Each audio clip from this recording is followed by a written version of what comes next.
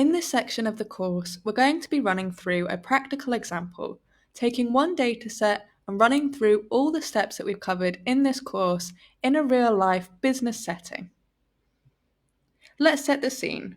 So imagine you're working for a social media company and the company is concerned with the growing amount of fake news circulating on its platform.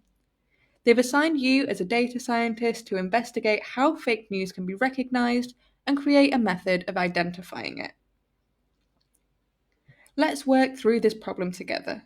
First by exploring and cleaning the data, and then working to classify fake versus factual news stories.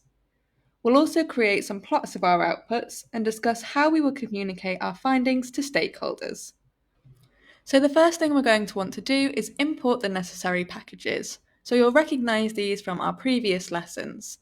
We're using the pandas package for data manipulation, matplotlib and seaborn for plotting, spaCy, ARI, NLTK, GenSim and sklearn for all the different types of analysis that we want to do.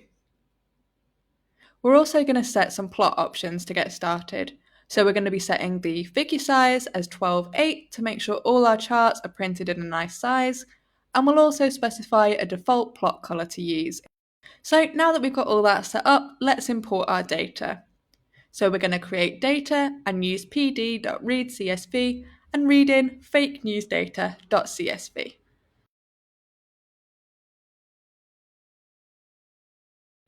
Let's have a look at what this data looks like with data.head.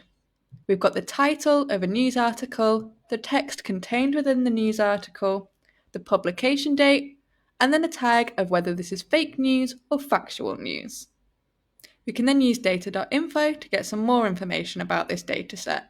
So you can see we've got 198 entries, so 198 rows in our data, and we haven't got any null values, so we don't need to take care of this. Before we move on to any kind of comparison between the fake and factual news articles in this dataset, we need to make sure we've got an appropriate number of rows in each group. So let's plot this out and see what it would look like. We want to take our fake or factual column from our data frame and then use value counts and plot. Within the plot function, we specify we want this to be a bar chart, and for the color, we can include the default plot color.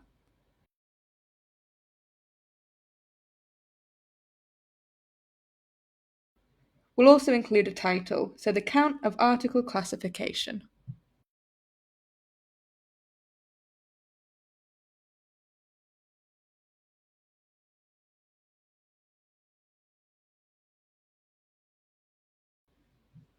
So we can see now from this chart that we've got equal numbers of fake and factual news articles, which is perfect to go forward in our analysis. If we did have significantly different numbers of rows in each group, we would need to take some steps to make this a balanced data set. In our case, we're fine to continue with our analysis. So let's go forward to our next lesson and start exploring this data a little bit.